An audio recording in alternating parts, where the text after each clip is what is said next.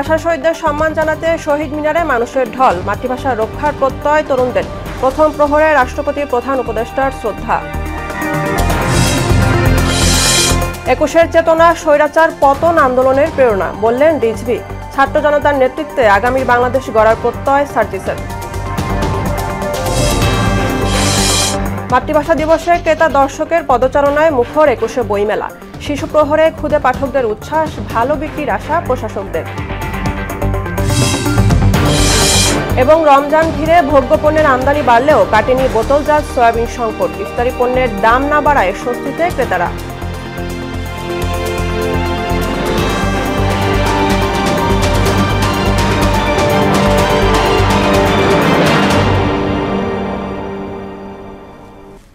আসসালামু আলাইকুম, সবাইকে মোহনা সংবাদে স্বাগত। শুনছিলেন শিরোনাম, সঙ্গে আছি আমি বুশরাত জাহানিমা।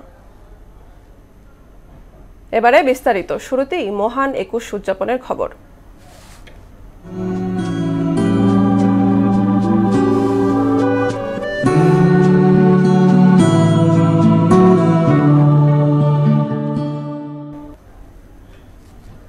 মহান ২১শে ফেব্রুয়ারিও আন্তর্জাতিক মাতৃভাষা দিবস। আজ যথাযোগ্য মর্যাদায় ৫২ ভাষা শহীদদের স্মরণ করছে গোটা জাতি।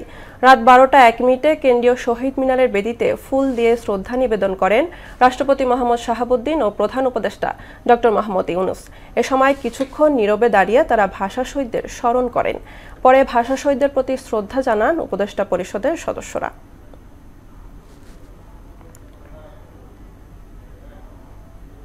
রাষ্ট্রপতি, প্রধান উপদেষ্টা, উপদেষ্টা পরিষদের শ্রদ্ধা নিবেদনের পর কেন্দ্রীয় শহীদ মিনারে সর্বস্তরের মানুষের ঢল নামে।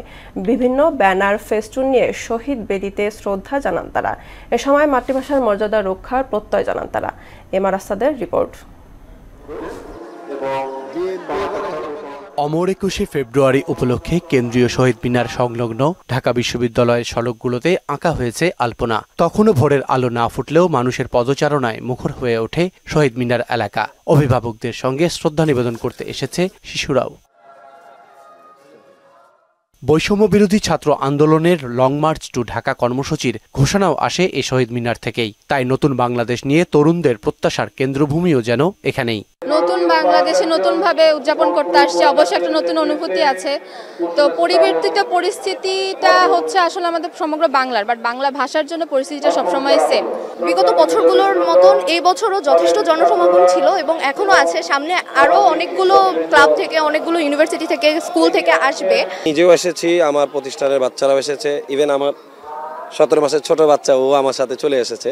শুধু তরুণরাই নয়, সব প্রজন্মের বাংলাদেশের মানুষের চেতনার উৎস স্থল এই শহীদ মিনার। দেশের দুঃসময়ে সবসময় এভাবেই আলোর পথ দেখাবে ২১, এমনটাই মনে করেন তারা। দীর্ঘদিনের বঞ্চনা এবং অবরুদ্ধ গণতন্ত্র সেটি মুক্তি পাবে। স্বৈরাচারের নিপাত হয়েছে এবং এই গণতন্ত্রের মুক্তির ভিতর দিয়ে একটি নতুন বাংলাদেশ নির্মিত হবে। এই দেশের প্রত্যেকটা জাতি, প্রত্যেকটা ভাষা যেন হারিয়ে না যায়, সেটাই আমরা কামনা করি। পরিবেশটা অনেক অবাধ, সবার জন্য, সবাই স্বাধীন, স্বতঃস্ফূর্ত, কারোর মধ্যে ভয় নাই। সবচেয়ে বড় জিনিস যেটা। কেন্দ্রীয় শহীদ মিনারে শ্রদ্ধা জানিয়ে ঢাকা বিশ্ববিদ্যালয়ের উপাচার্য জানান, শুধু বাংলা নয়, ২১ মানে সব মানুষ ও তাদের ভাষার অধিকার নিশ্চিত করা। আন্তর্জাতিক মাতৃভাষা দিবস কোনো নির্দিষ্ট ভাষার বিষয় নয়। মাতৃভাষা সবার মধ্যেই জাগরুক থাকুক। বলেন, বাংলাদেশের মানুষের অধিকার আদায়ের পরম্পরায় বাতিঘরের ভূমিকা রেখেছে ২১শে ফেব্রুয়ারি। আন্দোলনগুলোর পরম্পরা আছে। বাঙালি জাতি ইতিহাসের সবচাইতে কঠিন সন্ধিক্ষণগুলোতে আমরা ঐক্যবদ্ধ হতে পেরেছি। আপামর মানুষের জীবনে যখনই দুঃশাসনের কালো ছায়া নেমে আসবে, ২১-এর চেতনা ধারণ করে জাতি বর্ণ নির্বিশেষে কাঁধে কাঁধ মিলিয়ে লড়বে বাংলাদেশের মানুষ, এমনটাই প্রত্যাশা সবার। এমআর আসাদ, মোহনা সংবাদ, ঢাকা। ২১-এর চেতনা স্বৈরাচার পতন আন্দোলনের প্রেরণা জুগিয়েছে বলে মন্তব্য করেছেন বিএনপির সিনিয়র যুগ্ম মহাসচিব রুহুল কবির রিজভী। রক্তস্নাত অভ্যুত্থানের মধ্য দিয়ে বাংলাদেশের নতুন গতিমুখ তৈরি হয়েছে বলে মন্তব্য করেন জুনায়েদ সাকি। সার্জিস বলেন, ছাত্র জনতার নেতৃত্বে আগামীর বাংলাদেশ গড়ে তোলা হবে।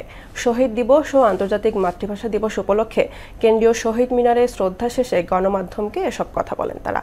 মাহবুব হাসান রিপনের বিস্তারিত প্রতিবেদন। আন্তর্জাতিক মাতৃভাষা ও মহান শহীদ দিবসে কেন্দ্রীয় শহীদ মিনারে বেদিতে ফুলের শ্রদ্ধা জানান বিএনপি, গণ অধিকার পরিষদ সহ বিভিন্ন রাজনৈতিক ও জুলাই অভ্যুত্থানে নেতৃত্বদানকারী সংগঠনের সদস্যরা। শ্রদ্ধা শেষে বিএনপি সিনিয়র যুগ্ম মহাসচিব রুহুল কবির রিজভী বলেন, ২১-এর চেতনা স্বৈরাচার পতন আন্দোলনের প্রেরণা জুগিয়েছে। ২১শে ফেব্রুয়ারি সকল সময়ে সকল যুগে অত্যাচারীর বিরুদ্ধে, উৎপীড়নের বিরুদ্ধে এদেশবাসীকে এবং বিশ্ববাসীকে প্রেরণা জুগিয়েছে। আমরা যাতে আইনের শাসন নিশ্চিত করতে পারি, আমরা যাতে মানবিক সাম্য নিশ্চিত করতে পারি, আমরা যাতে ন্যায় বিচার নিশ্চিত করতে পারি, আমরা যদি সুবৃহৎ গণতন্ত্রের কথা বলি, আমরা যদি গণতন্ত্রের বিরাট প্রসার আমরা দেখতে চাই, তাহলে এই শর্তগুলি আমাদের পূরণ করতে হবে। ২১শে প্রথম প্রহরে শ্রদ্ধা জানিয়ে রক্তস্নাত অভ্যুত্থানের মধ্য দিয়ে বাংলাদেশের নতুন গতিমুখ তৈরি হয়েছে বলে মন্তব্য করেন জুনায়েদ সাকিব। গণ অধিকার পরিষদের সভাপতি নুরুল হক নূর বলেন, নতুন বাংলাদেশের জনমানুষের ইচ্ছের প্রতিফলন ঘটবে।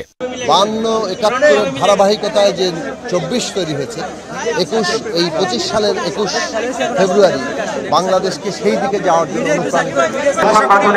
শ্রদ্ধা নিবেদন করছে সংগঠনের পক্ষে বাংলাদেশ জাতীয়তাবাদী ছাত্রদল কেন্দ্রীয় সংসদের সংগ্রামী সভাপতি রাকিবুল ইসলাম রাকিবের নেতৃত্বে। জুলাই অভ্যুত্থানে নেতৃত্বদানকারী বৈষম্য বিরোধী ছাত্র আন্দোলনের সমন্বয়ক ও জাতীয় নাগরিক কমিটির মুখ্য সংগঠক সার্জিস এ সময় বলেন, ছাত্র জনতার নেতৃত্বে আগামীর বাংলাদেশ গড়ে তোলা হবে। আমরা বিশ্বাস করি ৪৭ থেকে ৫২, ৭১ থেকে ২৪ একই সূত্রে গাথা। মাহবুব হাসান, রিপন, মোহনা সংবাদ, ঢাকা। এবার বইমেলার মোহনায়।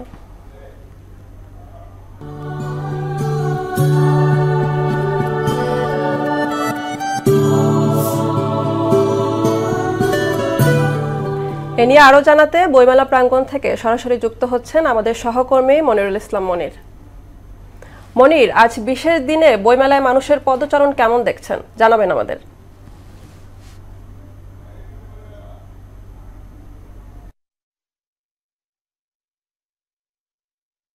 আমরা এই মুহূর্তে আছি অমর একুশে বইমেলা প্রাঙ্গণে। আসলে বইমেলাতে ঢুকেই আমরা আসলে হতাশ, কারণ ২১শে ফেব্রুয়ারি এটি বইমেলার সবচেয়ে গুরুত্বপূর্ণ একটি দিন। এই দিনটাতে কিন্তু সকাল ৭টা থেকে কিন্তু ব্যাপক জনসমাগম লক্ষ্য করা যায়। আমরা যদি একটু দেখাতে চাই যে আসলে একদমই ফাঁকা, যদিও সকালে একদমই ফাঁকা ছিল এবং দুপুর বেলা গড়াতেই জনসমাগম কিছুটা বাড়ছে, দর্শনার্থীরা কিছুটা আসছে। তো আসলে এটি নিয়ে আমরা প্রকাশকদের সাথেও কথা বলেছি, তারাও কিন্তু এই হতাশায় পড়লো যে আসলে যে ২১শে ফেব্রুয়ারিতে যে লোক আসার কথা সেই লোক কিন্তু আসলে এখন পর্যন্ত হয়নি। তো এটি কিন্তু আসলে সবার, লেখক, প্রকাশক, দর্শনার্থী সবারই মন খারাপের একটি বিষয়, কারণ ২১শে ফেব্রুয়ারি মানেই বইমেলা জমজমাট থাকবে, এটি কিন্তু স্বাভাবিক, কিন্তু এবারের ঘটনাটা আসলে অস্বাভাবিক। তো আমরা এই মুহূর্তে একজন লেখকের সাথে কথা বলতে চাই, যিনি অনেক রান্নার যে রসনা বিলাস, রান্নার বই সাজিয়ে রেখেছেন। আপনাকে স্বাগত বইমেলার মোহনায়। আসলে আপনার যে বই বের প্রকাশ হয়েছে, সব মিলিয়ে কি বই প্রকাশ হয়েছে? আমার চাইনিজ রান্না, থাই কুজিন, ভর্তা, রকমারি রান্না, নাস্তার বই, আরেকটা আছে ১০০ বছরের পুরনো রান্না, ওইটা আমি সম্পাদনা করেছি আর কি। ওইটার মধ্যে সব পুরনো যে আগের দিনের রান্না সেগুলো আছে বিভিন্ন। আচ্ছা, আজকে তো ২১শে ফেব্রুয়ারি, যেই সবচেয়ে গুরুত্বপূর্ণ দিন বইমেলার, কিন্তু এই বইমেলা একদমই ফাঁকা। এই লেখক হিসেবে এটি কতখানি আপনাকে ভাবাচ্ছে? তা তো অবশ্যই ভাবাচ্ছে, মানুষ না আসলে তো আমাদের বই বিক্রি হবে না। তবে ইনশাল্লাহ চলে আসবে লোকজন, বিকালের দিকে অনেক ভিড় হবে, সন্ধ্যা বিকালে এই টাইমটাই আসে আর কি। তো সকালের দিকে ২১ তারিখে সকালে একটু কম আসে, শহীদ মিনারে যায়, বিভিন্ন জায়গায় যায়, তারপরে আস্তে আস্তে আসতে থাকে, দুপুর থেকে ভিড় হয়। ইমা, আসলে আরেকটি বিষয় জানিয়ে রাখতে চাই, আজকে যেহেতু শুক্রবার এবং ২১শে ফেব্রুয়ারি ছুটি, সেক্ষেত্রে শিশু প্রহর কিন্তু সকাল থেকে জমজমাট ছিল, কিন্তু এখন আসলে শিশু প্রহরও এখন ফাঁকা এবং পূর্ব নির্ধারিত যে সময়, সেই সময় ৭টা থেকে কিন্তু আজকে বইমেলা শুরু হয়েছে। ইমা, আমার কাছে ছিল বইমেলার সবশেষ পরিস্থিতি। আপনাকে ধন্যবাদ। বইমেলা প্রাঙ্গণ থেকে সরাসরি যুক্ত ছিলেন আমাদের সহকর্মী মনিরুল ইসলাম। রমজান ঘিরে খেজুর, ছোলা, চিনি, পেঁয়াজ, আলু ও ডালের দাম না বাড়ায় স্বস্তিতে ক্রেতারা। তবে বাজারে বাড়তি সব রকম মাংসের দাম। আর ভোগ্যপণ্যের আমদানি বাড়লেও সংকট কাটেনি বোতলজাত সয়াবিন তেলের। বাজার ঘুরে আরও জানাচ্ছেন উষা ফেরদৌস। আসন্ন রমজান মাস উপলক্ষে দেশে ভোগ্যপণ্যের আমদানি বেড়েছে 30%। আমদানি করা এসব পণ্যের তালিকায় রয়েছে চিনি, সয়াবিন তেল, ডাল জাতীয় পণ্য, ছোলা, মটর ডাল, পেঁয়াজ, রসুন, আদা ও খেজুর। পণ্য ভেদে কোনোটির আমদানি 85% পর্যন্ত বেড়েছে বলে বাংলাদেশ ব্যাংকের এক তথ্যে জানা গেছে। তবে এর কোনো প্রভাব নেই ভোজ্য তেলের বাজারে। আর কবে নাগাদ এর সরবরাহ স্বাভাবিক হবে তাও জানাতে পারছেন না বিক্রেতারা। বিভিন্ন ডিলার পয়েন্টে লক্ষ লক্ষ তেল স্টক করে রাখেছে, কিন্তু আমরা তেল পাইতেছেন এবং যা দিতেছে তা আবার শর্ত স্বরূপ তেল নিলে চাল নিতে হবে, সরষের তেল নিতে হবে। গত বছর রমজানে খেজুরের বাজার অস্থিতিশীল থাকলেও এবার এর আমদানি 23% বেড়েছে। ফলে এবার পণ্যটির দাম বাড়বে না বলে মনে করছেন বিক্রেতারা। আগে যা ছিল তার চেয়ে 30% কমাইছে। তাতে মনে করেন এই খেজুরটায় এটা আগে 480 টাকা বিক্রি করতাম, এবছর বিক্রি করি 450 টাকা। এটা সরকারের দেখা দরকার, মাল দাম কমছে কিনা সরকারের দেখা দরকার, দেখতে আছে, দায়িত্ব পালন করে না। কেন্দ্রীয় ব্যাংকের তথ্য অনুযায়ী চলতি অর্থ বছরে পর্যাপ্ত ছোলা, ডাল ও চিনি আমদানি হয়েছে। এতে করে এসব পণ্যের বাজারও এখন পর্যন্ত স্থিতিশীল। ছোলা, তারপরে ডাউল বলেন, বেসন বলেন, তারপরে চিনি, তারপরে খেজুর, এগুলো রিজনেবল প্রাইসে আছে। ঊর্ধ্বগতি নাই যা দেখা যাচ্ছে বাজার ঘুরে। খেজুরের দামটা রিজনেবল আছে, ভ্যাট প্রত্যাহার করার পর থেকে খেজুরের দামটা রিজনেবল আছে। গতবার থেকে মনে হয় দাম বাড়ে না, তবে বেড়ে গেছে সব ধরনের মাংসের দাম। রোজার শুরুতে এ দাম আরেক দফা বাড়বে বলে জানালেন বিক্রেতারা। 100% রোজাতে দাম বাড়বে, কেননা গরুই তো নাই। তাছাড়া রোজার মাস চালাইতে হলে অনেক গরুর দরকার। দোয়েলের দাম মনে করেন 10 টাকার মতো বাড়ছে, আর কক মুরগির দাম বাড়ছে মনে করেন 20 থেকে 30 টাকার মতো। বাজারের উপরে যে একটা সিন্ডিকেট, এটা এখনো সরকার ভাঙতে পারে নাই, এটা ভাঙা উচিত। এদিকে মাছের বাজারে চাষের মাছের দাম অপরিবর্তিত থাকলেও ইলিশ সহ বেশ কিছু নদীর মাছের দাম বেড়েছে। মাছের দাম কিছু কিছু বাড়তি আর কিছু কম আছে। উষা ফেরদৌস, মোহনা সংবাদ, ঢাকা। গড়ে দেশ থেকে প্রতি বছর 10,000-এর উপর নারী কর্মী বিদেশে গেলেও তাদের সুরক্ষার জন্য কোনো চুক্তি নেই বাংলাদেশে। বিশেষজ্ঞদের মতে দ্বিপক্ষীয় চুক্তির পাশাপাশি প্রবাসী নারীদের নিরাপত্তা নিশ্চিতে দূতাবাসের মাধ্যমে তদারকি বাড়ানো সবচেয়ে বেশি জরুরি। অবৈধ অভিবাসন, মানব পাচার সহ শ্রমখাতের অনিয়ম, দুর্নীতি নিয়ে মাহবুব হাসান রিপনের 5ম পর্ব ধারাবাহিকের প্রতিবেদনের আজ 3য় কিস্তি। সহায়তা করেছেন মানিকগঞ্জ প্রতিনিধি শরীফুল ইসলাম। দেশের অর্থনীতিতে পুরুষের পাশাপাশি নারী প্রবাসীরাও গুরুত্বপূর্ণ ভূমিকা পালন করে আসছেন। 1991 সালে 179 জন নারী শ্রমিক বিদেশে পাঠানোর মধ্য দিয়ে যে যাত্রা শুরু, বর্তমানে সে সংখ্যা ছাড়িয়েছে 10 লাখ, যাদের অধিকাংশের গন্তব্য সৌদি আরব, সংযুক্ত আরব আমিরাত, কাতার, কুয়েত সহ মধ্যপ্রাচ্যের দেশগুলো। বিদেশে নারী শ্রম বাজারে বয়স 34 বছর হলেও নারী শ্রমিক অধিকার নিশ্চিত সম্ভব হয়নি। শারীরিক ও মানসিক নির্যাতনের শিকার হয়ে অসংখ্য শ্রমিক দেশে ফিরে আসছেন। তাদের সুরক্ষার জন্য কোনো চুক্তি নেই বাংলাদেশের সরকারের পক্ষ থেকে। আমি তো এইখানে দিতেছি না, আমার বোন জামাই থাকে তো কাতারে, ওইখানে উনি সব ব্যবস্থা করতেছে। বলছে ওখানে যদি কিছু হয় খারাপ বা সব ফেরাই আর কি। মালিকে দালালে দেওয়া লাগবে, টাকা পয়সা দেয় না। বিএমইটির একটি পরিসংখ্যানে দেখা যায় 2022 সালে বিদেশে নারী কর্মী গেছেন 1,05,466 জন। পরের বছর তা কমে দাঁড়ায় 76,108 জনে। 2024 সালে তা আরও কমে দাঁড়ায় 61,158। অর্থাৎ 2022-এর তুলনায় 2023-এ কমেছে 28, আর 2023-এর চেয়ে 2024-এ কমেছে 20% মতো। অধিকাংশ নারী সৌদি আরব সহ মধ্যপ্রাচ্যে গৃহকর্মী হিসাবে কাজ করতে যান। সেখানে যৌন নিপীড়ন সহ নানা অত্যাচার ও নির্যাতনের শিকার হয়ে দেশে ফিরে আসেন। এমন সব অভিযোগে বিদেশে যাওয়ার উৎসাহ হারাচ্ছেন নারীরা। সৌদি আরবে গেছিলাম যে আমার স্বামী নাই, আমার একটা ছেলে আছে, ছেলেটার ভবিষ্যৎ করার জন্য 2 দিন আর কি গায়ে হাত দিছে। আর এমনি তো বকাবাজ দিয়ে একদিন লাথি দিছে, তারপরে একদিন চাকু ধরছে গলায়। তারা আসলে জানে না যে কোন কাজে যাচ্ছে, কত টাকা বেতন পাবে। তাদেরকে যে মুখে বলা হয় সে অনুযায়ী তারা যায় এবং ওখানে গিয়ে প্রতারণার শিকার হয়ে ফিরে আসতেছে। প্রবাসে নারীদের অধিকার ও নিরাপত্তার বিষয়টি দ্বিপক্ষীয় চুক্তিতে উল্লেখ করার তাগিদ দেন অভিবাসন বিশেষজ্ঞ আসিফ মনির। 2025 সালে এসেও এক ধরনের দাস প্রথার মতো চলছে।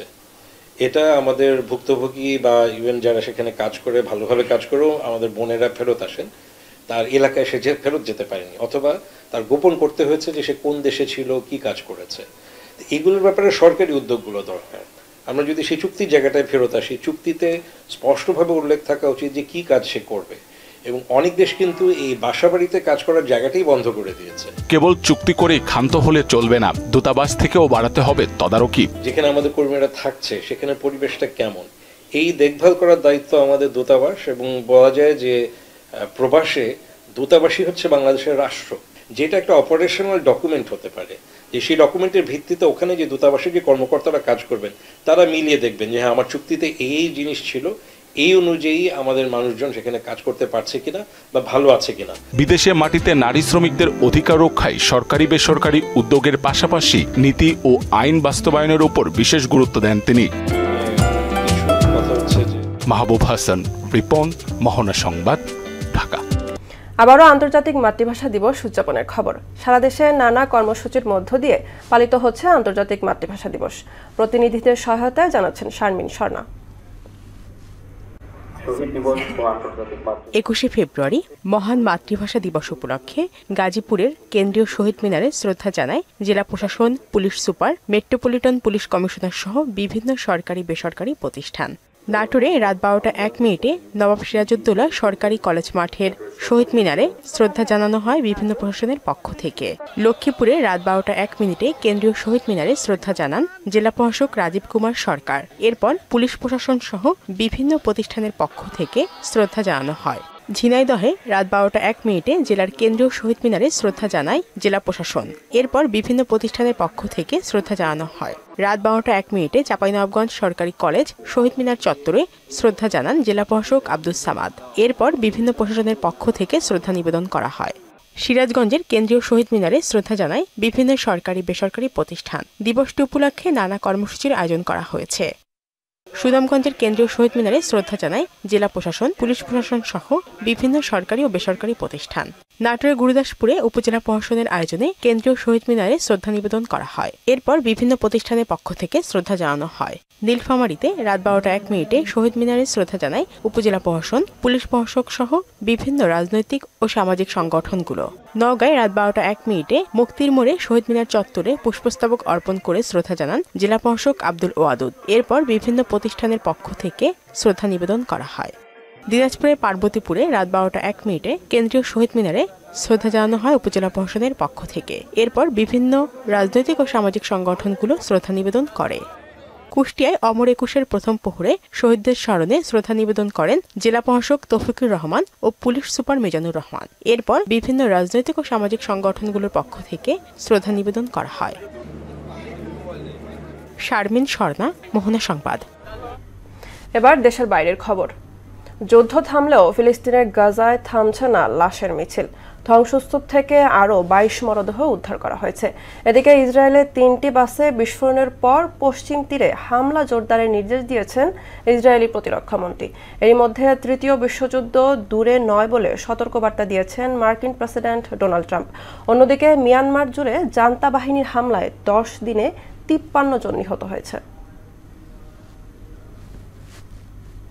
চ্যাম্পিয়ন্স ট্রফির খবর।